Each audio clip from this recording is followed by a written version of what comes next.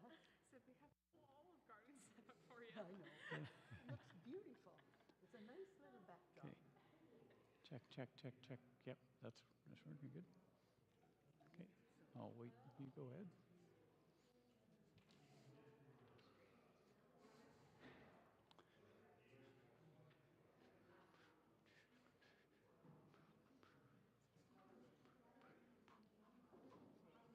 You want to do it on the outside?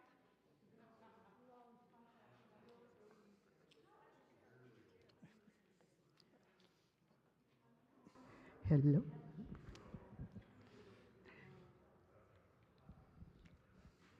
Well, it's 7 o'clock, and in order to try and get things done in a good time so that you can all get home before it gets too cold, we're going to get started. My name is Madeline Robinson. I go by the pronouns of she, her.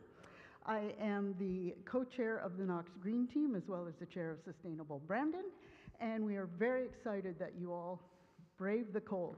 We also have this on live stream, so I don't know where to wave, but hello to everybody who's out there on live stream. So that also means, of course, that this is being recorded. So if you know of anybody, your friends or family that might have wanted, your neighbors that might have wanted to see this but didn't want to come out in the cold, or had other things they had to do, then you just lead them to the live stream, which is, you go to the Knox United Brandon website, then to Knox Connection, and then to the Green Team playlist. And I will send out to anybody that's on the email list, and there is a sign-up sheet back there. I will send out the link after this early, probably tomorrow or maybe the next day. So just a couple little housekeeping for your convenience. There are washrooms. You go through the double doors here, turn to the left, go through the next double doors, turn to the right. You can either go upstairs to a gender neutral bathroom or down the stairs to gender specific washrooms. This presentation, we call this How to Lower Your Household Greenhouse Gases by 50% by 2030. We like to say 50 by 30.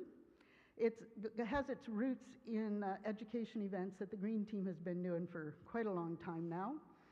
The Third Age Learning Co-op talk, and then the Kiwanis asked us to do this too. And so we thought, well, you know, this fits real well with Sustainable Brandon, so we thought we'd offer it out to the community.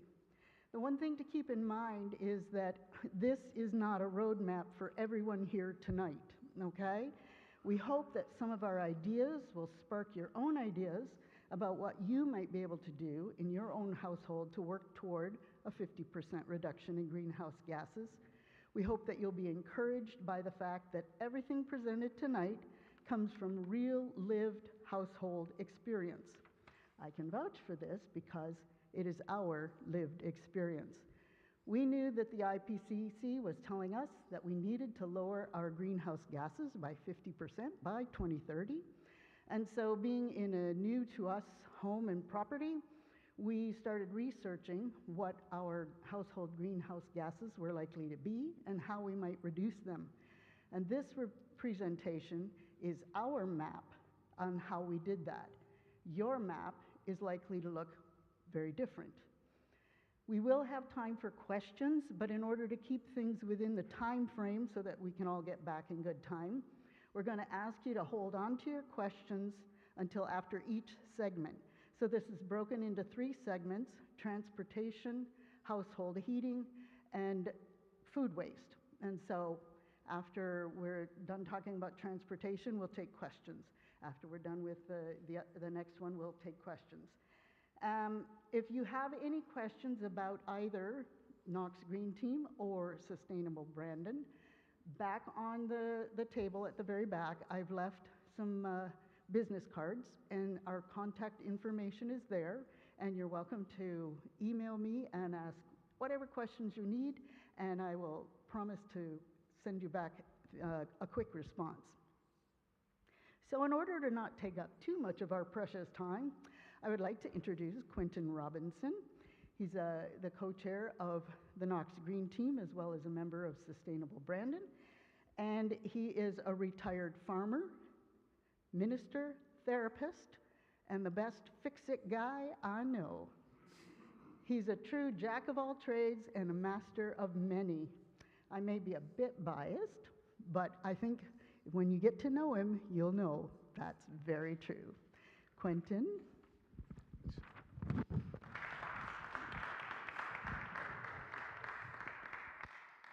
Thank you. I'm going to have her introduce me all the time. She says such nice things. Thank you. Yes, and as I think Madeline hinted at, she has been a collaborator with me in all the ideas that I'll talk about tonight. I'm just doing the presentation instead of both of us because this gives her sort of a night off from all the other things she's running around in circles doing all the time. So, my turn. So I'm really pleased to have this opportunity to talk to all present and all in the e-sphere about what we can do as individuals to reduce our greenhouse gas emissions and become part of the solution to the climate crisis that we all find ourselves in. We all know that industry will have a huge part to play in reducing global emissions. But StatsCan says that households account for almost 1/4 of the total energy use in Canada. So that's a pretty big percentage, a big number when it comes to energy. So it's really important that we personally try to address things on an individual level as best we can within the constraints of the system that we live in. The Intergovernmental Panel on Climate Change tells us that we need to limit global temperature increase to no more than 1.5 degrees Celsius, or we will be facing monumental challenges as a human race. We already see the challenges that we're facing now with only 1 degree increase in temperature globally. And in order to do this, we need to reduce our greenhouse gas emissions to 0 by 2050. And we need to do half of that by 2030. So every time I make this presentation, the time available just keeps shrinking and shrinking until now where I'm saying, oh my gosh, that's 6 years away now. That's not a lot of time. We have 6 years to do 50 by 30. That's what we need. And sadly, in the most recent estimate of our current trajectory, the path we're on now is going to take us to 2.8 degrees increase, not just 1.5. That takes us into really the disaster zone for climate. So we've waited way too long, obviously. We need to act really fast right now, do everything we can right now, every one of us, as well as getting our political leaders and businesses on board. Now, some people say that Canada is such a small country. What difference would we make? The reality check is that Canadians are right near the highest per capita emitters in the world. In 2019, our carbon dioxide emissions per capita were 19.5 tons per person, almost 20 tons per person. So we compare that with places like Finland at 9.7 tons, less than half, the United Kingdom at 9.5 tons, or India at just 3 tons. Think about that, how far we are above so many other nations in the world. For us to reach 50% reductions in our greenhouse gas emissions by 2030, all we have to do is reach what Finland is already doing right now. This is low-hanging fruit, really, for us in Canada, if we can only see it that way. And even then, we'll be 3 times higher per capita than the folks in India. In Canada, because our emissions per capita are so high, then we really have, we're a big part of the problem, and so we need to step up and be a big part of the solution. So today, as Madeline suggested, I'll be talking about a bunch of things we could do, a bunch of things we have done, and hopefully of those things, both great and small, you will be able to hear something that maybe you're already doing, or maybe something that would fit in your life to get you on the path to your own 50 by 30. Just in case you're wondering about my qualifications for doing this, they're not great. I'm not an electrical engineer. I don't have a PhD in energy efficiency, none of that.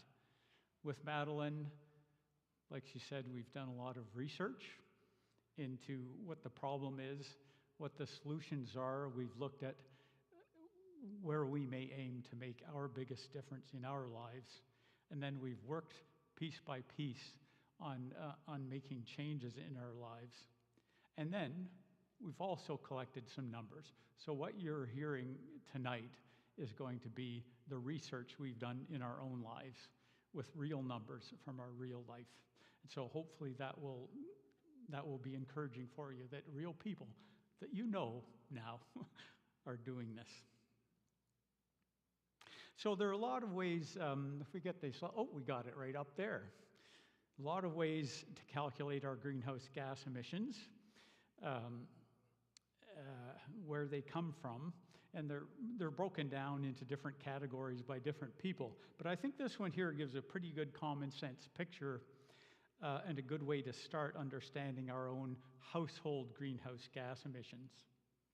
We can see for those things that are controlled right within our own households, because this picture here takes care of about half of our personal emissions, and the other half is stuff that we bring into our house, the things that are produced and then we buy into our households that we don't have as much control over of the greenhouse gas emissions there. But these are things that we have a lot of control over within our own houses, and that makes up half of our total emissions.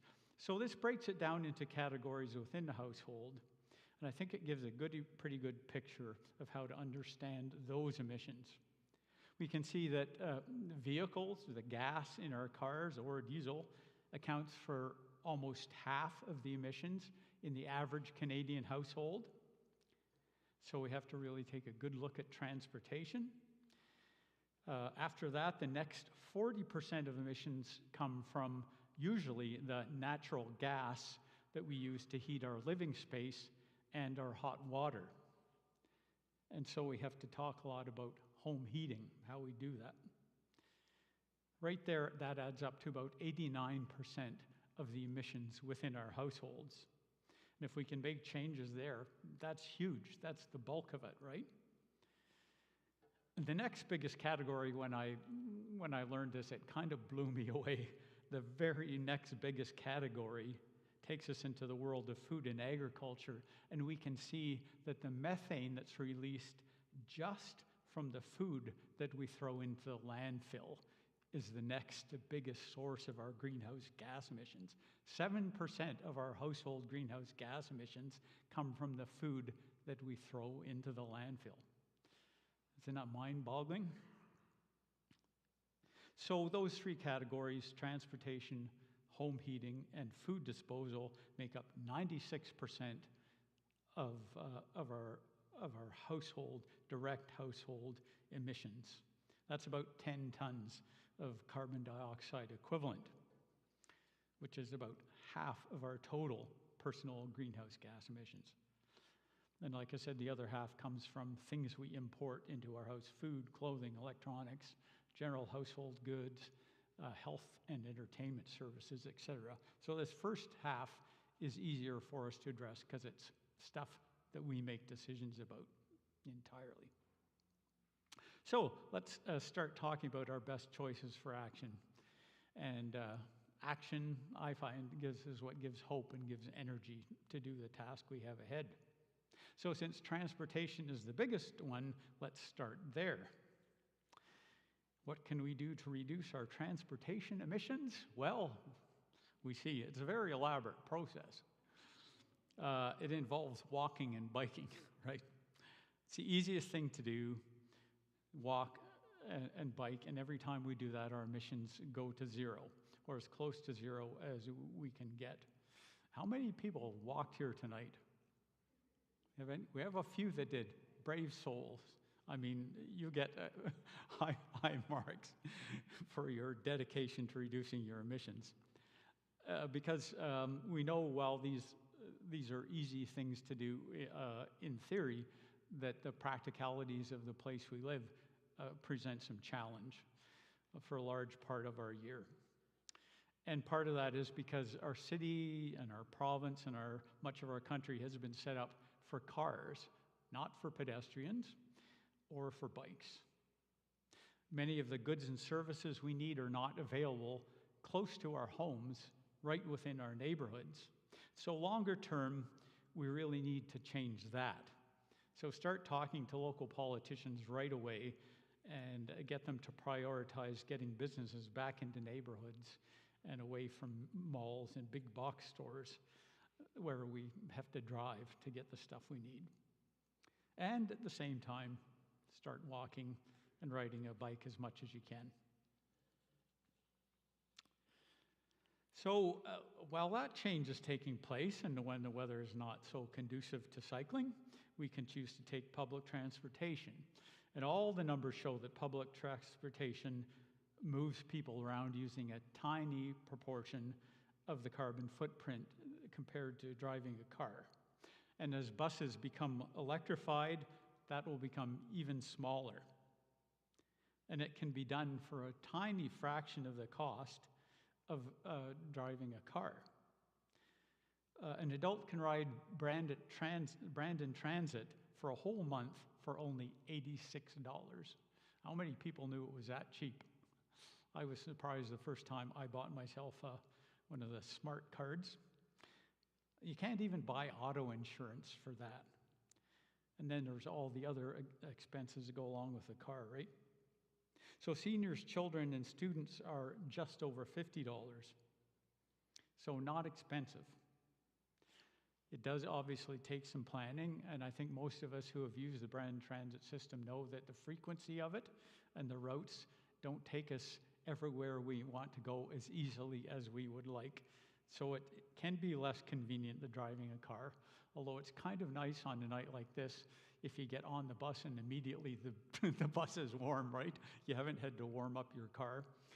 There are some advantages sometimes with driving the bus.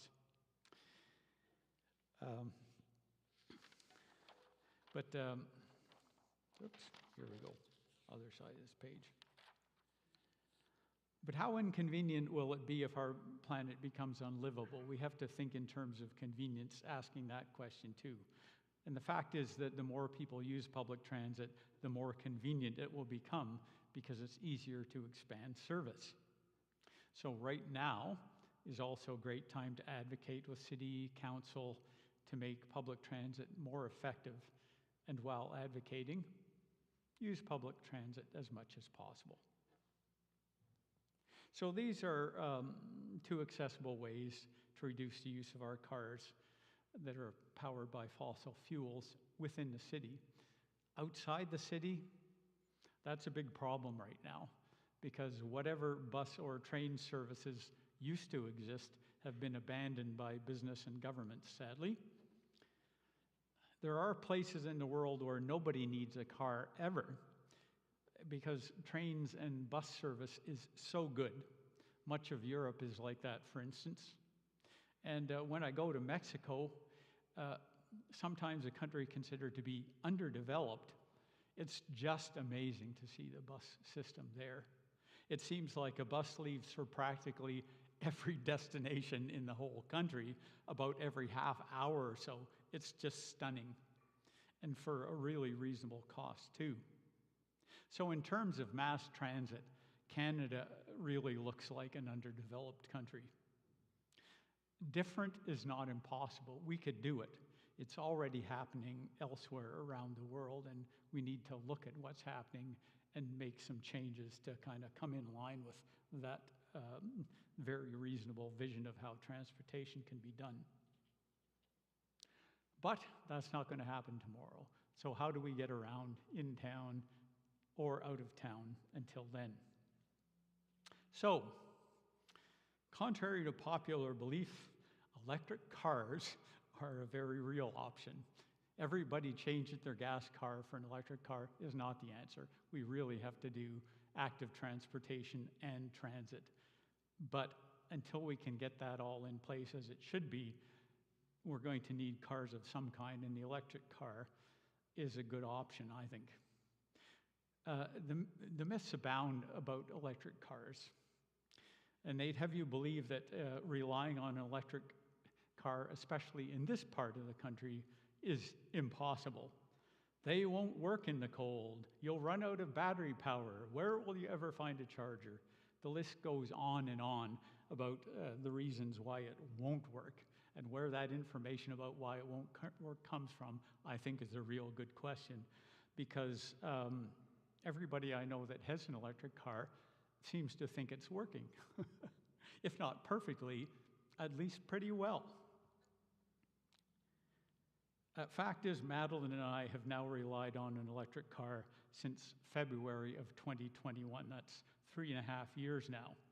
And we've driven it to Calgary and back in December in a prairie winter. We've driven to British Columbia and to Southern Ontario several times, and one of those return trips was in November.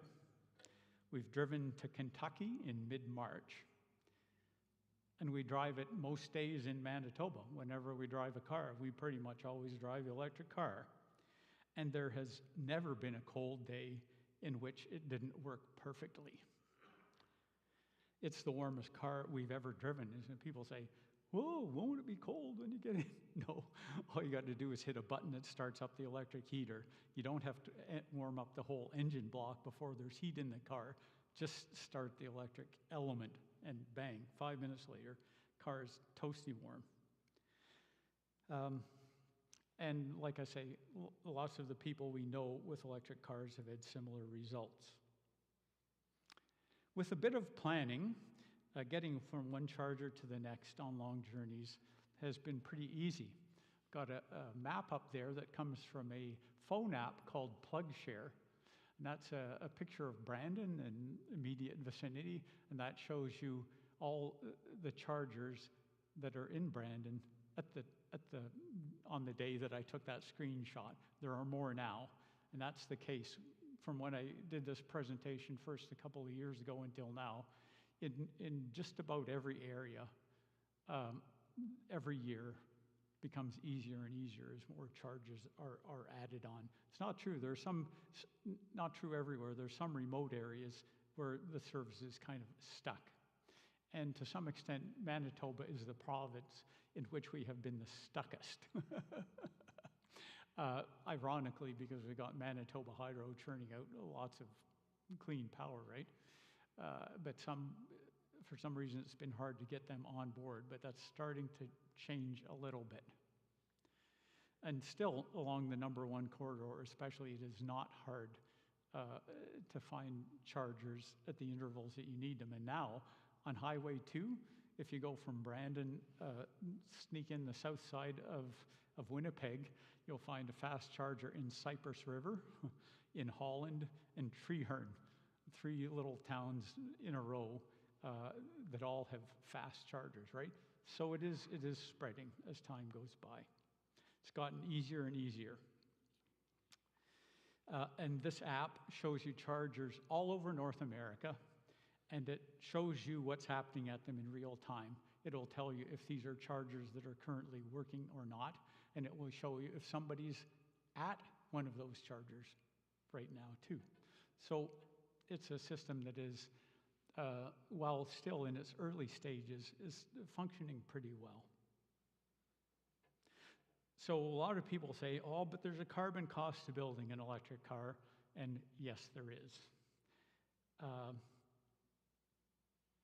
In the same way that there's a carbon footprint to building a gas car.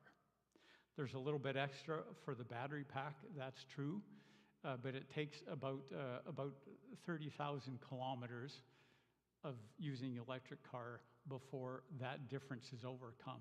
And after that point, then especially when you're using clean electricity like we have in Manitoba, then all the rest of that becomes practically carbon free. And so that lifetime carbon footprint of the electric car is undoubtedly much smaller than any gas vehicle. And I was interested to know there are websites that track how that works across the country, and even in the dirtiest grids in Canada, it's still 30% better to drive an electric car than even on a coal-fired grid than it is to drive a gas car, which is because gas cars, when you burn a gallon of gas, 20% of that energy moves you down the road, 80% dissipates in heat. So the use of the fossil fuel in an internal combustion engine is horribly inefficient. So if you burn in a very efficient fossil fuel powered plant, you get a lot of energy out of the fossil fuel, and that's turned efficiently into electricity. And in an electric vehicle, 80% of the energy pushes you down the road, and the other 20% is dissipated in heat and in friction. So even on dirty grids, that still works. Not as well as it does in a clean grid, but it still works. So, and once you've got the gas in your car, you'll be releasing 5,000 kilograms of CO2 into the atmosphere every year, the average Canadian. And once you have the electricity in your car, here in Manitoba, your emissions go almost to zero because 98% of our grid is powered by hydro. So that's certainly worth doing for any of us who can afford an electric car. Now, here's the thing. One of the myths is nobody can afford an electric car. And I might have thought that too. The last new vehicle I personally owned was bought in like 1982. A little Mazda diesel half-ton that got 45 miles to the gallon, and compared to my 1950 Chevrolet half-ton that got 12 miles to the gallon, I could buy this new vehicle, and it was money in the bank for me. It was so much more efficient. The next new car was when Madeline and I bought this electric car, first one we've ever owned new together. So I wasn't in the habit of thinking I could afford a new car at all, of any kind. But we bit the bullet, we crunched the numbers and figured out, okay, maybe we can afford that. So here's the numbers. It's ridiculously cheap to drive. When we charge at home, it costs about 2 cents per kilometer to drive our vehicle. If you have the average vehicle being driven in Canada, it'll cost you about 12 cents a kilometer. So $400 a year, approximately, for us to drive our Chev Bolt instead of $2,400 a year to drive a gas car, the average gas car. Numbers will change depending, obviously, on the gas efficiency of the vehicle we drive, but that's talking Canadian averages, right?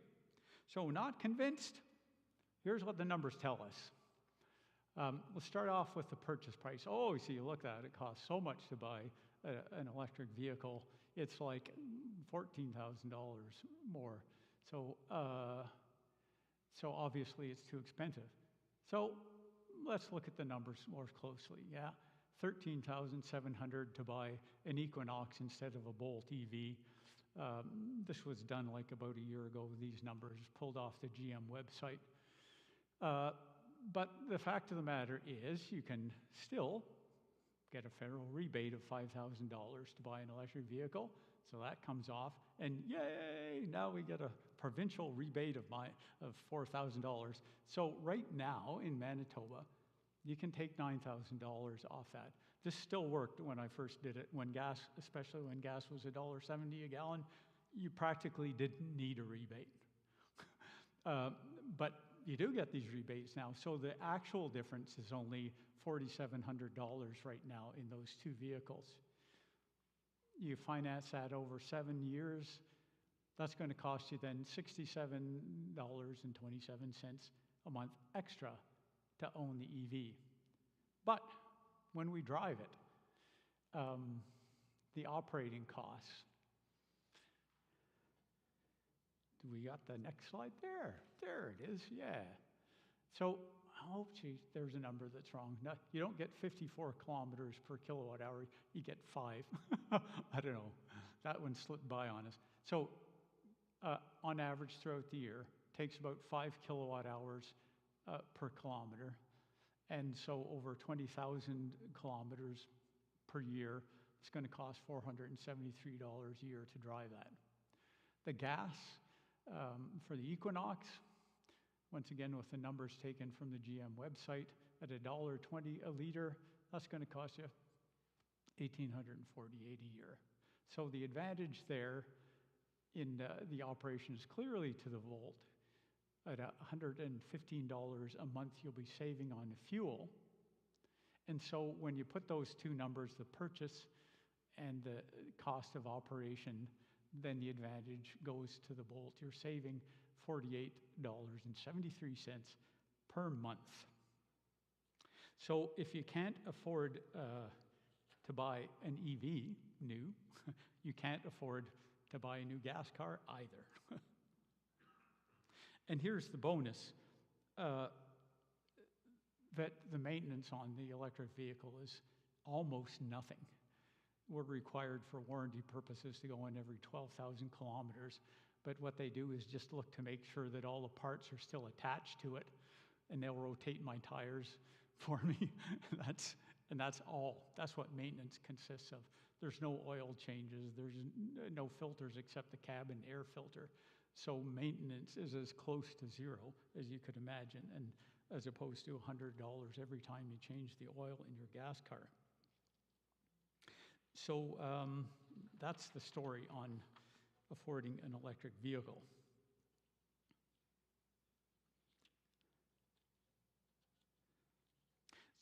So that's the added beauty of carbon saving ideas. They don't necessarily cost you money. In fact, a lot of the ones we talk about tonight don't cost extra money, they actually save money. Walking or biking saves money, taking transit can save you money, driving an electric car can save you money. So that myth that it's going to be costly to make these transitions is indeed, in many cases, a myth. So after that's transportation. Now we're going to stop for questions, it says. Yes, we are. Yeah. But we need you, if you have questions, we need Here you comes to the microphone. use the microphone, because we want people on the live stream to be able to hear the questions right. too. So Let's is there... remember our friends on the live stream. I have one.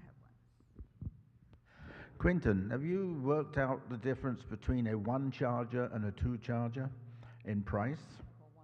A level 1 charger and against a level 2 charger? Yeah.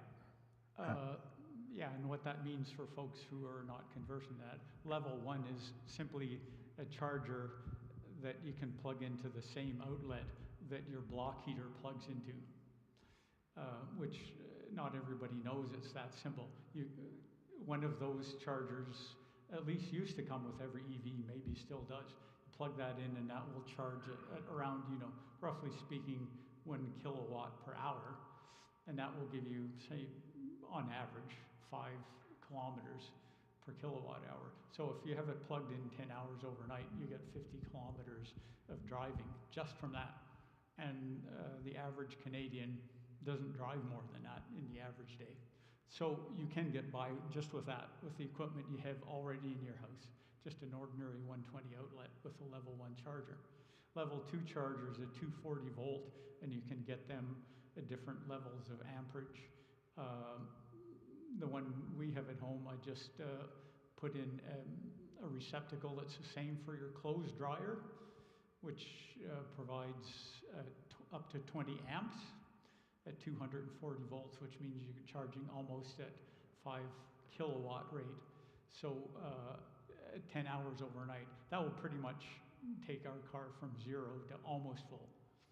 I installed that myself, so because I do so much of this myself, it gives me an unreasonable idea of how cheap it was, right? But I think shopping for one of these units online, got one for $400 and ran some heavy gauge wire, right? buy the receptacle for another couple $100 I was installed. But if you're going to have an electrician do it all, then it's going to cost more than that, maybe $1,500 or something like that.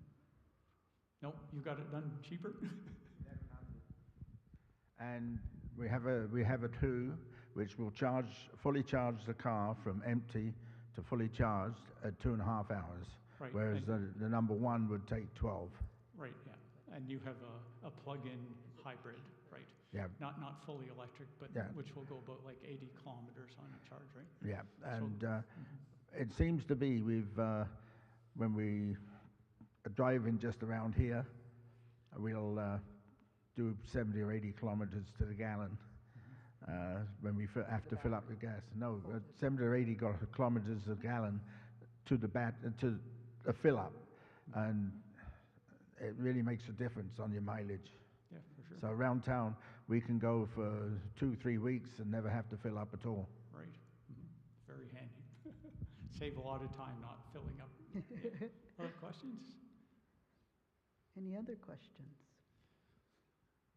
Okay. Okay. Move on.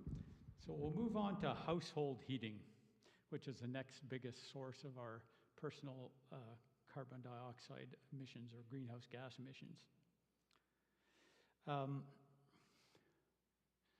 Now when we get our, up to the next slide, there we go, yeah. So we can see from our slide, once again, that space heating and water heating together account for about 40% of fossil fuels that are used in the average household, and therefore emit 40% of the carbon dioxide emissions. And lots of houses. I would venture to say the large majority of houses in Brandon use natural gas for space heating and also for water heating. So how could we reduce those emissions by 50% by 2030 in this area? There's a whole bunch of strategies. Some cheap and easy and low cost, and some that have some cost attached.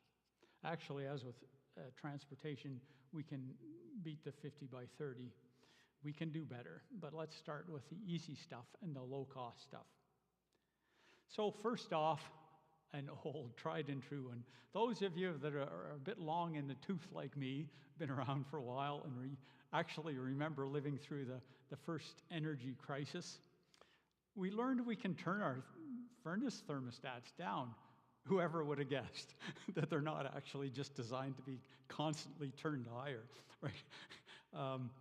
They can be turned down, or better still, you can get a digital one like this, which will turn itself down on a clock, right? Nice and easy. That costs like $25. So lots of studies have shown if you turn down your thermostat by 1 degree Celsius for 8 hours every day, that will save you 1.5% in your heating bill, which means also a 1.5% reduction in your carbon dioxide emissions. Doesn't sound like a big number, does it? But let's play around with it a little bit. If you're currently leaving your thermostat at 21 degrees all the time, if you turn it down to 18 degrees for 8 hours while you're sleeping, then that would now mount up to 4.5% reduction. Let's say for the remaining 16 hours that you turned it down just 1 degree, down to 20 instead of 21. That would save another 3%. So now we're up to 7.5% reduction of our emissions. Now it's said that the ideal sleeping range temperatures for adults is around actually 16 to 18 degrees. So if you went for the lower number, 16 instead of 18 at night, then you'd have another 3% reduction in your heating costs and your emissions. When we used to heat with gas, we did that, and it seemed like no big problem, actually.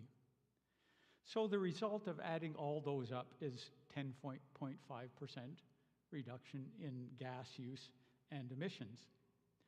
And that's not 50%, but when you start to add it up together with all the other changes available, it starts to move the needle. and it's way better than doing nothing at all. So what special tools do we need to make this kind of change? Well, the inexpensive programmable thermostat will really help to make that easily. But these tools will also help. Very advanced technology, this stuff. Dress a little bit more warmly in the house. I think if you buy them all at the MCC, then that can be all can be purchased very reasonably. That's where they all came from, I think. And so you can turn down the thermostat without freezing to death. So let's look now at what can be done cheap and easy with water heating, because water heating is another big ticket item. The bulk of demand for hot water is from laundry and from showers. So what can we do in that area? If you have a normal shower head right now, then you can change it to a good low-flow shower head, and you could shower just as long and just as often as you do now, and use only 60% of the water, the hot water that you're using now. So right there is a 40% reduction in one of the big draws on hot water usage. So that's going to make a 40% reduction in the carbon dioxide emissions that come from your showers. That's worth doing, right? So you've almost hit your 50% in that category just with that one simple change. And if you were to reduce the length of your showers maybe by 2 minutes, you're probably made the other 10% there. You've hit your 50% target with respect to water heating for showers. And here's another simple fix. Many of us have been in the habit of showering every day, and while I must admit that's a luxurious thing to do, when I used to do that, I did enjoy every single shower. But fact of the matter is, I'm not on the farm anymore, and when I was not actively farming each day, I didn't really get dirty enough to deserve a shower, honestly. And most of the people around me, I think were testifying to the fact that I could miss a day and I didn't smell that bad yet. So do everything exactly as you're doing it now, and shower every second day instead of every day. You've cut your emissions from showering in half. Reducing hot water for laundry has also simple and cheap fixes to do. Our favorite is just don't use hot water for doing laundry. We haven't used hot water in laundry for years. 100% reduction in the water heating for laundry. Any detergent we use, we've looked for ones that say, oh, it's good for cold water, and they've been right. It's been good for cold water. Worked just fine. Same thing works for laundry as for showers. How often do our clothes get really dirty by wearing them just once? But how often do we wear them once and then throw them in the dirty clothes? Okay, so every second time again, reduce by 50%, right? And so far, all of these fixes, which have a high cumulative impact, don't cost anything at all. In fact, they all save money. You don't heat the water, you haven't spent the money to do that, right? So how much reduction can we actually make with these kinds of changes? Thinking about the space heating and the water heating together. So here's the reality check.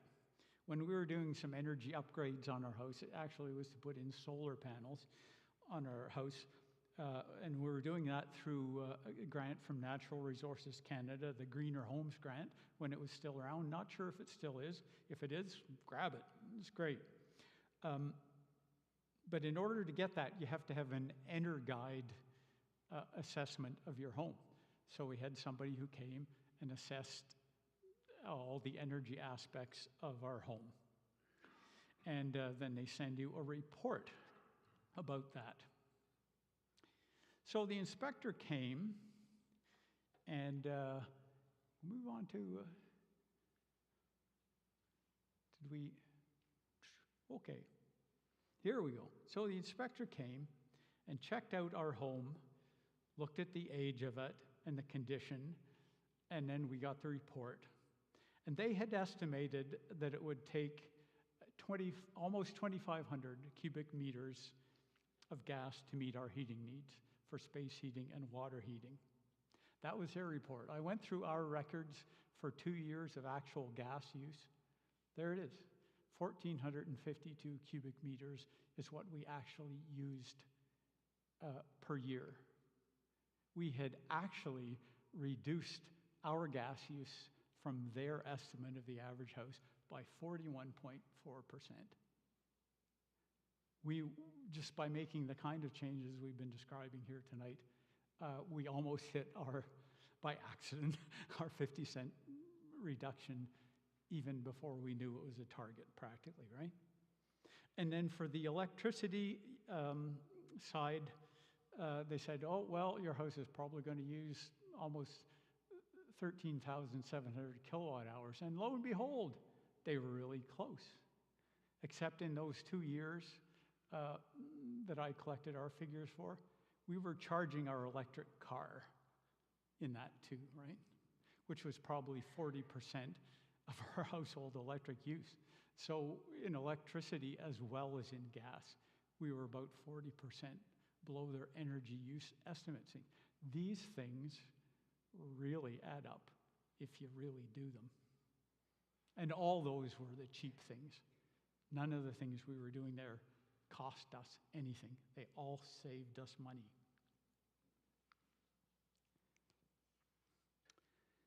So that's what's possible on the cheap. But let's face it, paying a little bit extra for some things is worth it when it comes to the alternative being totally trashing our planet, right? It's worth spending a little bit to do that. So let's talk about things we can change with a relatively modest investment. So let's talk about water heating again. Lots of water heaters in Brandon run on natural gas. And burning natural gas directly results directly in carbon dioxide emissions at the rate of about 2 kilograms per cubic meter of water heated. So when our old gas water heater started to leak, we decided to replace it with this beautiful electric tank. Now, surprisingly, up front, it was actually cheaper to install that than a new gas one, right? The tank is cheaper and the installation was easier, so we saved some money up front. But we know that electricity is more expensive than gas to use as a heating source.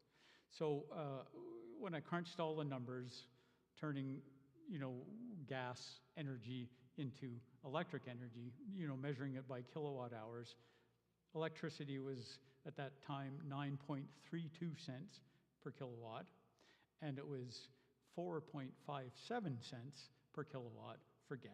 So almost twice as expensive, right?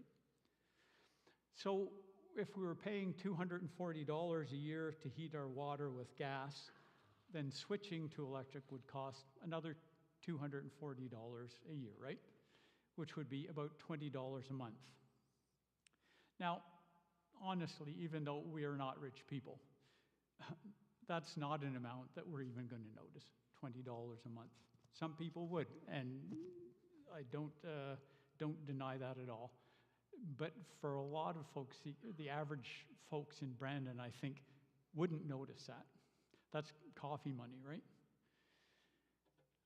But it's also possible, but because of the ways we chose to save on hot water, that our hot water heating costs would end up being no more than the expected average in the city. I wouldn't doubt that at all. We've practically seen the numbers indicating that already. So a very significant result is that by switching our electric to an electric water heater, we've eliminated carbon dioxide emissions from our water heating, practically. Manitoba hydro is 98% hydro, right? Still 2% from the good old gas plant here in Brandon, but it's practically eliminating our emissions in that result. So just like transportation, electrification is the big impact change. We need to make that switch in as many areas as we can. What can we get if we spend a bit more money? I have to say that ideally, for the low-carbon space heating, we really need to get to geothermal heating. That's the choice that I think that anybody who studied the area would aim at. Drawing heat from the earth, which is way warmer than the air in our winters, using that heat to heat our homes. And that can be done super efficiently, 3 times more efficient than electric furnaces, which makes it even cheaper than natural gas for heating. The problem is it's hard to do this on small city lots because you need to put coils in the ground to collect the heat. And also there's upfront costs. The heat exchange system is more expensive than a gas furnace, so that's difficult. And and if you live in a multi-level condo, where are you going to put your coils? Well, that's going to be hard. So really, what we need is to get into a system advocating once again for politicians and our electrical grid to be sponsoring and encouraging community geothermal. That would be the easiest, the most efficient way for us to end up with that.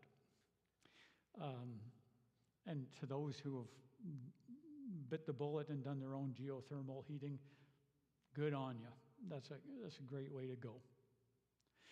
But until we can all get there, you can just, for one option, change to an electric furnace. As with water heating, it will cost more to operate.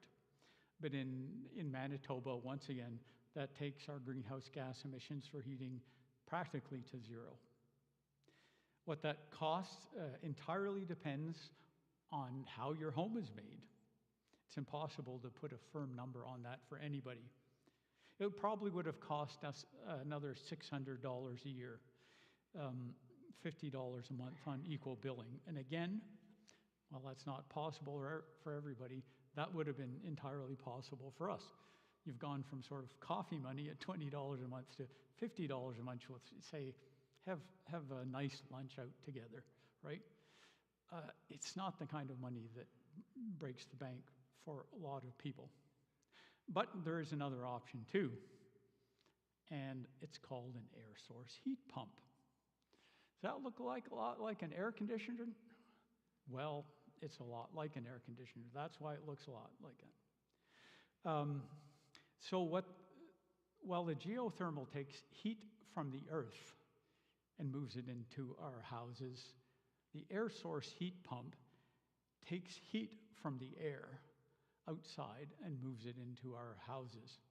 Does that sound like science fiction or kind of magical thinking that that's even possible?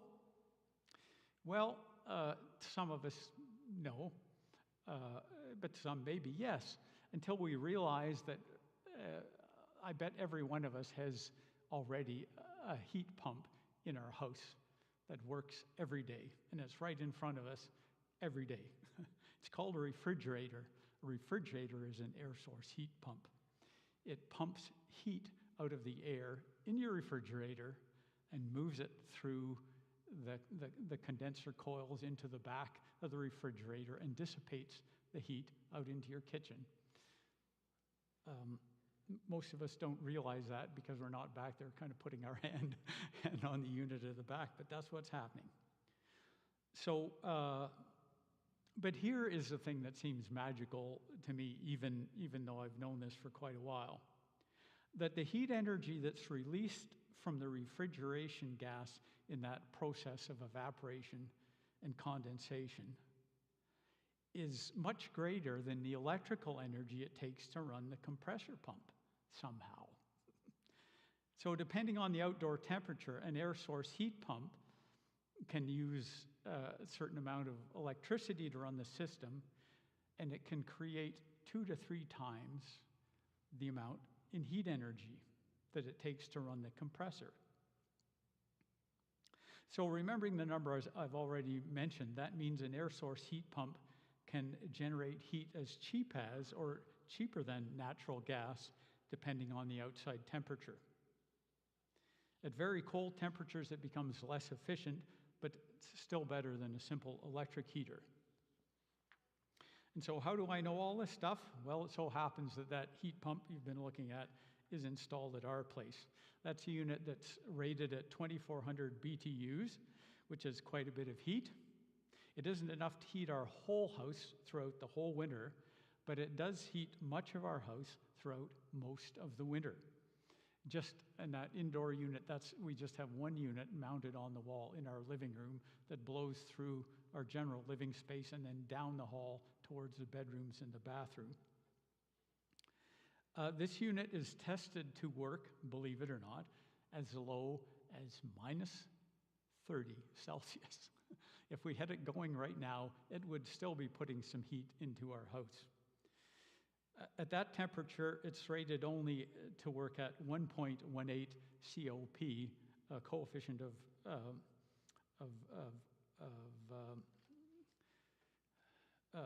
production which means 1.8 times the efficiency of an electric heater. So it's better than electric, but more expensive than gas, and it just may not produce enough heat to actually heat the house entirely at this low temperature. So that's why we have not totally removed our gas furnace.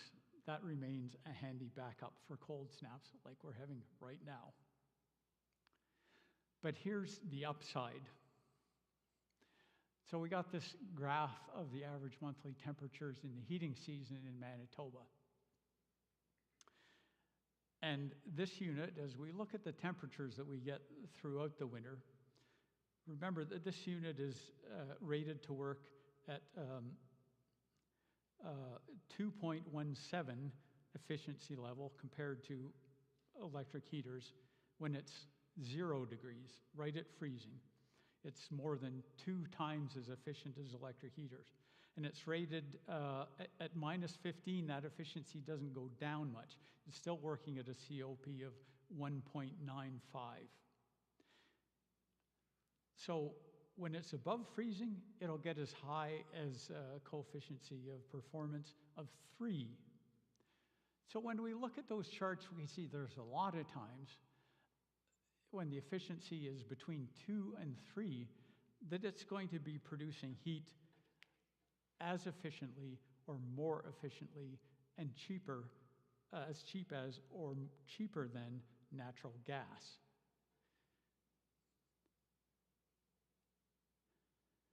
But in the range that we think of usually as more winterish, say around that minus 15 mark, it's still operating at around a coefficient of performance of 2.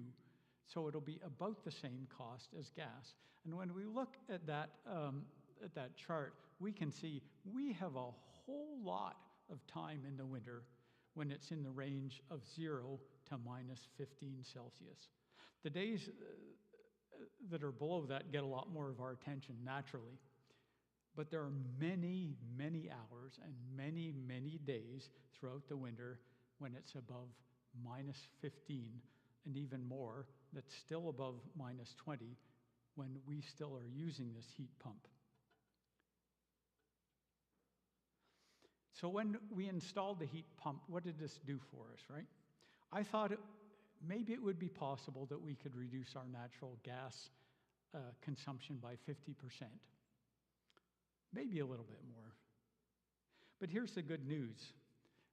We blew way past that target. At the end of the first winter, I went through our gas records, and it showed that we had reduced gas usage by 75%. We beat the 50%, and we did it 8 years before 2030.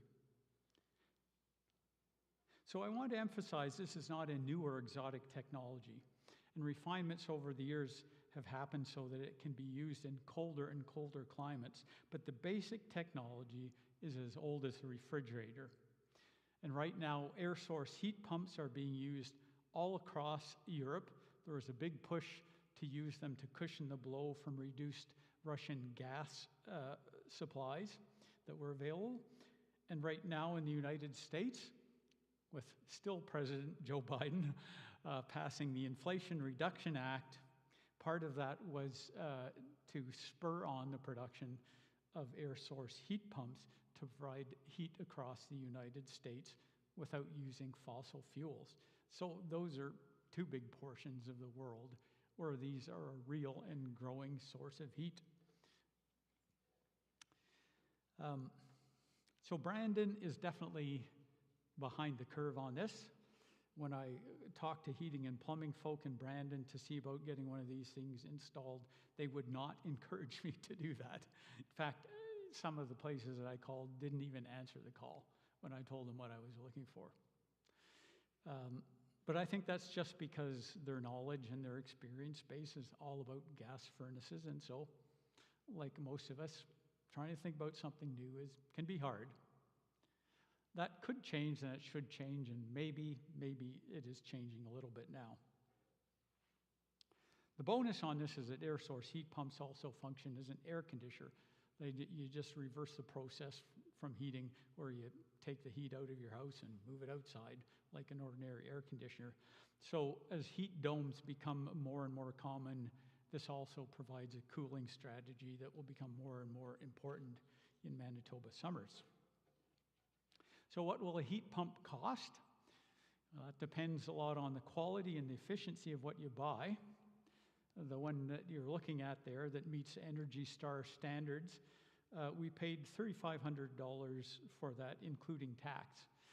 Once again, the do-it-yourselfer in me took over, and I went for a model that actually you can install yourself, because all the refrigeration gas comes sealed in the lines that come with the unit. So I installed it myself. If you need someone to install it for you, then you got to add some on to that cost.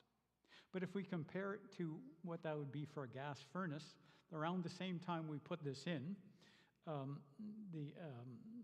HVAC person told me that it would cost $4,000 to install a high-efficiency gas furnace. So about the same price as what I put this in for.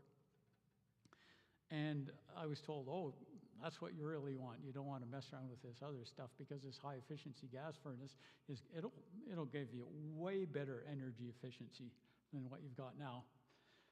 Fact is, we had a mid-efficiency gas furnace, which is rated sort of at an efficiency of maybe 82%, and the high-efficiency gas furnace is rated maybe 92%, right? So for $4,000, we would have improved our efficiency and reduced our emissions by 10 or 12%. Whereas this, we got 75% reduction out of it. So it seemed like money better spent, I thought. Good news is, more good news, that these are now approved for Efficiency Manitoba, that you will be able to get a grant to install one of these based on the number of square feet that you're going to be heating with it. And so I think on this one, we might have gotten a grant of $1,750, so like really knocks the price way down. We were spending our Efficiency Manitoba money on solar panels, so we didn't get that. But I mean, if we had have focused on this to get for our grant, we would have gotten that much. So if a heat pump doesn't sound like your thing, don't despair. Here you can see in the bottom graph, you can see from the Energy Guide, a report that I got, where your home heating losses are. So you don't have to focus on the heat you're adding. You can also focus on the heat that you're losing right now. So maybe some surprises in heat loss in the average house. I remember that most of the people who ever talked to me about adding insulation to a house would talk about insulating the attic, because say, hey, well, heat rises, so naturally that's where you're going to be losing all your heat. And I mean, there's some truth in that. Heat does rise, but our heat apparently does not go all out the attic. It's just that it's easier to put insulation in the attic, I think. But we can see that the other areas in which we lose heat are equally or sometimes more more significant. 19% goes out through the outside walls of the house. So adding a couple of inches of foam insulation on the outside when you get new siding would make a big difference. Windows lose 19%. So you have kind of leaky old slider windows right now and change to a triple E kind of window, 3-pane window. You might save half that heat, and then almost 10% of your home heating cost, and your emissions would be reduced by your window change. That's a big deal. Basements have been neglected, often because, well, out of sight, out of mind, and also because we think heat rises and the basement's way down there, so the heat is all not going to be lost in the basement, right? Wrong. Turns out the biggest portion of home heating loss, according to Energy Guide, comes through the basement walls and floor, 27%. So adding insulation or more insulation to your basement walls could make even more difference than windows or upstairs walls. Maybe easier to do as well. And lastly, then plugging up air leaks around doors and windows, electrical outlets, anywhere there's a hole or a crack. So lots can be done in tightening up the houses, and that will cost money. That's not cheap, but it will then thereafter forever save you money on your heating bill. How far can conservation go? Really, the sky is the limit on this. Depends on the will you have for it and the amount of money you're willing to spend on it. I think it's a lot easier if you're starting from new. I saw a presentation done by somebody who built an energy-efficient passive solar home here in Manitoba, just north of Winnipeg somewhere. And this house needs no additional heat beyond what it gains from the sun, believe it or not. The person who built it said, the real problem is keeping it cool enough all through a Manitoba winter. That's what conservation can achieve. And I think that gets overlooked so often. Conservation is super powerful. So there are a whole bunch of things we can do to drop our household emissions and really significantly drop them, not just a little bit. So conservation, turn down the thermostat, cut down on hot water use, insulate, take care of leaky doors and windows, switch from gas to electric whenever possible, try a heat pump to keep the cost of that manageable. And so we have a pretty long list. If anyone ever tells you there's nothing that we can do, then, well, wrong. We have all that we need to hit 50 by 30 in our homes in this area as well. So that's the end of home heating. Any questions about any of that, all of that? Ray, I've got a... Sorry, no, I'm just curious about what is G on the, it shows G as a fairly significant percentage, but on the bottom on the right-hand side, we can't see what it is. G. You've got basement foundation. Oh, I think that's E. G. Oh, G. Do you know what it is? Oh, G. Yeah. I'm really paying attention here, you see. I should learn from you. Let me run home and grab the Energy Guide report. No, so, yeah. Oh, that got cropped out, unfortunately. Let me guess, what's left when we look at all the others? Attic and ceiling, main walls, The envelope. that could be a leakage in the envelope. Where's Roland? Roland, do you know? Give me your... It would be a guess. It could be leakage. But, Yeah. I'd like to make one comment if I could. What you're talking about is very true, but you also have to look at the age of the house and how it was built. And when you're talking about insulating the basement, if you get into an old house that maybe has a rumble stone foundation, you cannot insulate them the same way as you would another person or another home. So there's things that you have to talk to somebody that knows what they're talking about in that, okay? Yeah, this is not a one-size-fits-all. Right. This is a list of possible things that might work, and you always have to, the devil's in the details, as I say. You have to pay attention to what your situation is. Yeah, like you say, for sure. Thanks for mentioning that. Does it make any difference to turn down the heat on the hot water heater itself?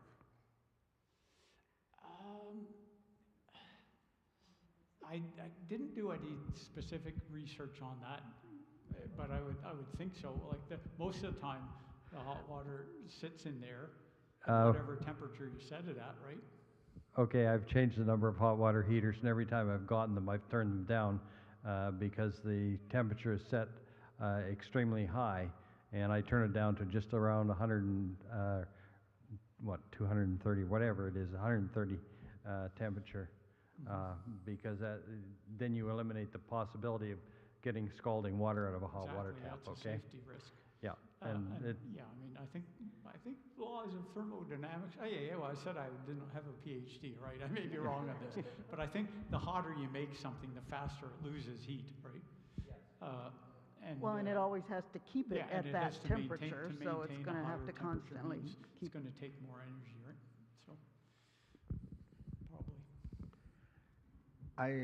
When I had to change hot water heaters when I was living on the farm, they told me, oh, it's set at 120. When I opened it up and looked, it was set at 160, and that would have burned really bad. Yeah. So I automatically, any of the heaters, when I check them, I turn them down to 120.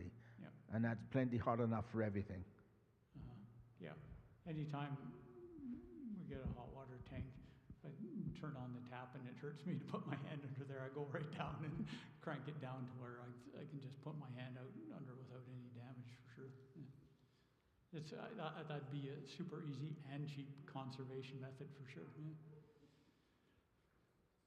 Any other questions, or are we on to stage 3? All right. So down to the last. I'm not going to talk about any of the sort of 1% categories where we're leaking greenhouse gases, but the last significant one that I mentioned at the start is the food waste. So 7% of the household emissions that we have direct control of comes from food waste. Canadians waste, and these numbers, when we research the numbers on food waste, they're enough to make your head spin, honestly. Of the food that's grown in Canada, more than half of it is wasted between the field and the grocery store. And then once you get it to the grocery store, between a grocery store and home, almost another half of it is wasted between what gets tossed out of the grocery store and what we take home and just never eat. So that adds up to we're eating a quarter of the food that we grow in the country. It's a stunning revelation to me, it was. So Canadians waste 58% of the food we produce, or the actual numbers we got. 47% of food wasted in Canada is then between the store and our homes. So if you buy 4 bags of groceries, it's like just taking 2 bags of groceries, throwing them right in the garbage on the way out of the store. So what are we throwing out? So there's the graph on that. We're throwing out everything in alarming numbers. Imagine what could be achieved if even a portion of that waste was redirected to feeding folks who are undernourished. So every day in Canada, what do we throw out? There we go. Some numbers and pictures letting us know just how stunning the level of waste is.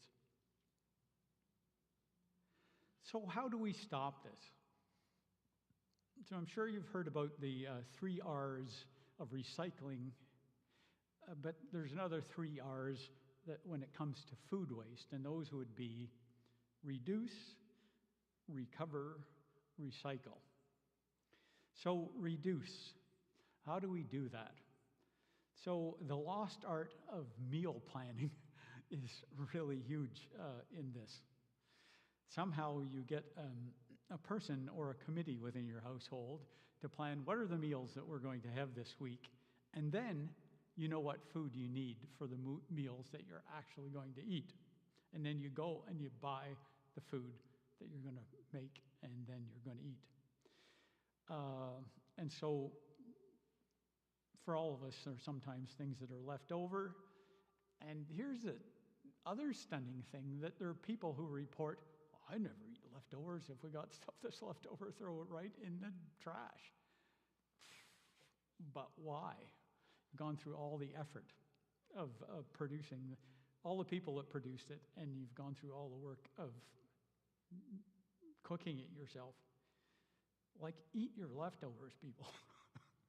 Or invite me over to eat them. 13% of the food waste in Canadian homes is just from throwing away leftovers. So we can also know your food labels, so we get the best before dates, right? But that's different than an expiry date. Lots of best before food can be eaten safely after that date. And make sure you properly store the food you have in your refrigerator or wherever it needs to be stored to keep it fresh for longer. So none of it gets to a place where you're thinking, "Gosh, I would never want to eat that." Recover is number 2. So if your cottage cheese is getting close to turning, put it in the freezer and then use it the next time you make lasagna. It's like repurposing your food to some extent. Freezer can be your good friend, or you can donate food to Samaritan House before it gets to the best before date, or Helping Hands, or Salvation Army, or the Bear Clan, or other organizations that will get food to those who need it in our community. The Food Rescue grocery store here in Brandon does an amazing job of recovering food every week and making that available for affordable prices for folks in the downtown area or anywhere in the city. If you want to go down there, they'll sell you the food that they've got. It's not sort of it's not a charity organization that's going to turn you away because you're not poor enough, right? They encourage everybody, please come. This is food that we've saved, but it's not saved unless you come and buy it. So we got to partner with them in that. Recycle. So recycling food comes down to turning it into compost so it can go back in the soil so it can grow more food. So if you don't have a green bin from the city, ask for a green bin or start your own composting project in your backyard. If you live in a multi-unit building, that's harder. You might not have a green bin. Talk to the manager of your building, see if you can request some kind of composting bin. Try vermicomposting, which is using a little bin of worms. Throw stuff in there and the worms will munch it up for you and turn it into the most beautiful fertilizer you could imagine. There are electric composters that just providing a little bit extra heat will turn your food waste into compost like super fast. Because being able to store compost in our homes is a bit of a problem, right? We run out of space. And people have to move out to make room for the compost if we don't do it quickly. You can also do, one of the things we're doing is we're sharing a bin with a friend who doesn't have one, right? Brings over compost that they generate, and then we take that and put it in our green bin, and we're happy to have more compost because when garden time comes, hey, we've got more fertilizer, organic fertilizer for our gardens. So food that is produced but not eaten up ends in landfills and creates methane, greenhouse gas that is 25 times more potent than CO2. Food waste is something that we can all do something about to reduce methane emissions. When food is wasted, all the energy and all the resources that were used to produce that food are lost, and then throwing it in the compost creates more methane. it's a nasty bit of business that it's really worth putting some time and effort into figuring out how to stop that downward cycle so we can all do our part in helping reduce those emissions. So that's this presentation on decisions that we can make right in our households to affect 50% reduction in our greenhouse gas emissions, and we can do it by 2030 or even sooner. And as I mentioned in the beginning, the other half comes from the many goods and services we bring into our homes. And there are obviously reductions that can be made there as well, but we only have so much time tonight. Maybe we need another presentation on that. So thanks for your attention. And if you have questions about food waste or the whole ball of wax or comments to kind of enhance the conversation here tonight, please offer them. Yeah. I was just going to say, you could make your meal plan according to what's in your cupboards. That's the other way to work at it, too. You can make your meal plans according to what's in your cupboards and in your freezer, and then... Exactly. Yeah, you can grow science experiments in your freezer too if you leave them long enough, right? And there's no virtue in that. So yeah, check out what you've already got and use that up. Yeah, for sure. Good comment. I also used to have vermicompost in my kindergarten. Oh, when I cool. was teaching kindergarten. Yeah, it was fun. Just wondering about these hybrid cars, gas-electric hybrid cars. Have you looked at those in terms of emissions? Which cars? Gas, or the gas and hybrid, electric. plug-in hybrids? Not plug-in, but the other are just the hybrid. Oh, just the cars. ordinary Yeah. hybrid. Do they actually do anything? Every reduction in It all fuel counts. use helps.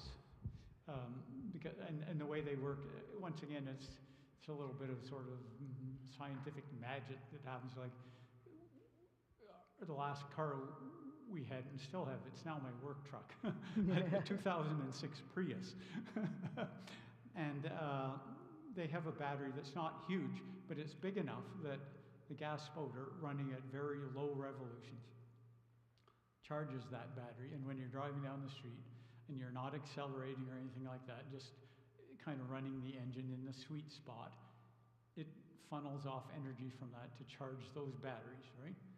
And so what happens then is, if you step on it, your gas engine never runs as fast. And the higher the revolutions, the less efficient the gas motor becomes, after a certain level. Like they all have sort of a sweet spot that is not idling and it's not running super fast. The more you can keep it in that sweet spot, then the better efficiency you're going to get. So if you tramp on a hybrid, the gas engine may speed up a little bit, but the electric engine will kick in then and draw energy that's been stored from the battery at a more efficient operating speed for the motor, and it will boost your speed. So the gas engine rarely ends up running into a super inefficient range, right? So that's how, that's the magic of a hybrid, that you're more often running the motor in the sweet spot. And so you do save quite a bit. I mean, our old Prius was getting, back in the day when they used to measure things in miles per gallon, we would cruise on the highway we always cruise slower than a lot of people, right? Say 95 kilometers an hour or something like that. We would easily get 54 miles per gallon when the average North American vehicle would be getting less than half that, right?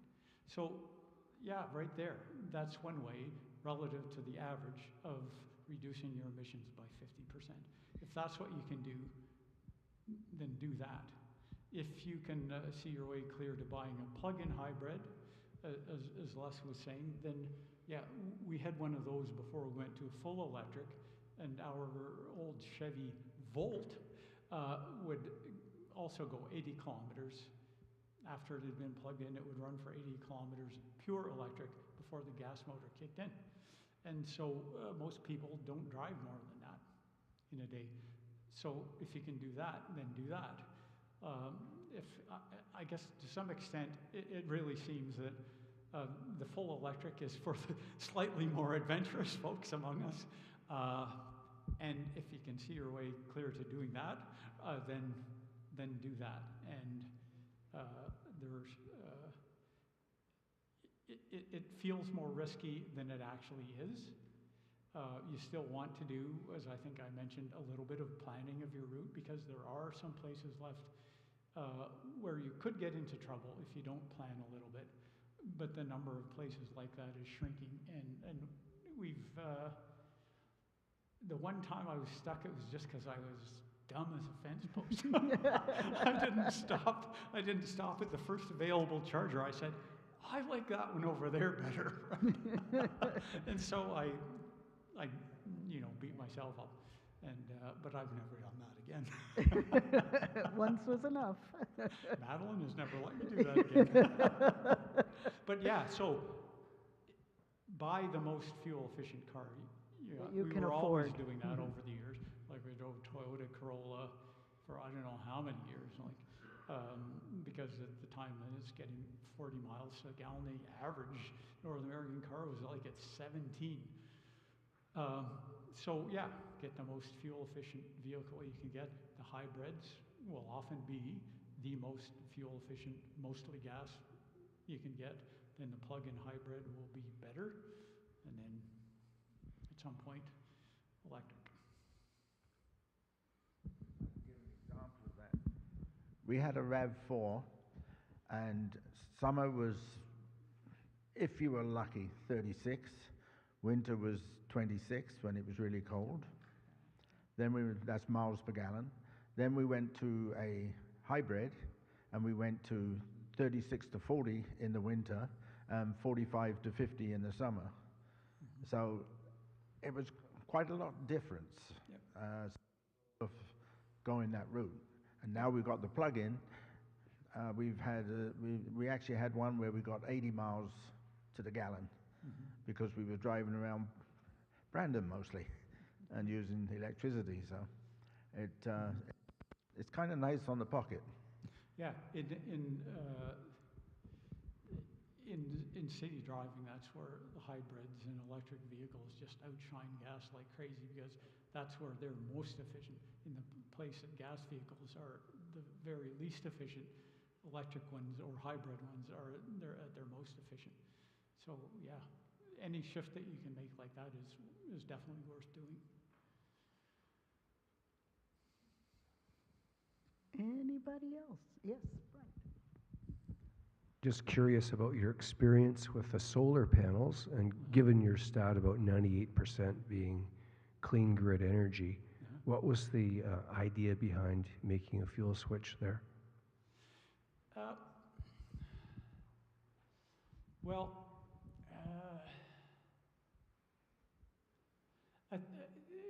Sort of a combination. I think one of it was wanting some sense of having cost control over our energy supply, sort of an energy sovereignty move on our part. When we bought it, we knew that our electricity was not going to be cheaper, or not much cheaper, but as time is going by, that will change. It is becoming and will become even more financially efficient to have those up there, right? And you can see that, and the people selling the solar panels will tell you that too, and they're right. Yeah, hydro is always going up, but when we're switching over a lot of things like a water heater and an air source heat pump and then an electric car, we're going to be using more electricity, right? And I think that it's a good model for those of us who are planning on upping our electric use to get into providing electricity into the grid. Otherwise, we're going to end up in a situation where Manitoba says, we can't provide enough for this electric stuff, right? So we have to kind of short circuit that kind of thinking, that there's no other alternative than letting Manitoba Hydro provide it all. So we stepped into the energy business partly because of that too. Yeah. And our panels, even though we don't have a massive array, it's nominally 5 kilowatts DC, 4.5 AC is what it converts into. It provides just about 6 megawatts per year, which is just about what our electric car uses.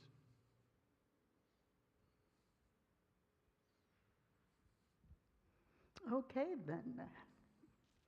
Thank you very much, Quentin. Thank you. It's been a pleasure talking to you all. Appreciate it. So I want to thank everyone for coming out and braving the cold to do that. We are going to have a short Sustainable Brandon meeting. So if anybody's interested, I know some of these people definitely are because they're definitely part of us. But if you're not part of Sustainable Brandon but want to kind of know a little more, you're welcome to stay for the meeting. We're going to go back to those more comfortable chairs. And we don't have a lot that I want to talk about, but we do have some things to mention. And again, if you have questions about anything that relates to what we've done tonight or about Sustainable Brandon or Knox Green Team, I did leave some business cards at the back table, and you can take one, and our email address is on that, and I will be happy to talk to anybody. Okay, so thank you all for coming, and enjoy the rest of your evening.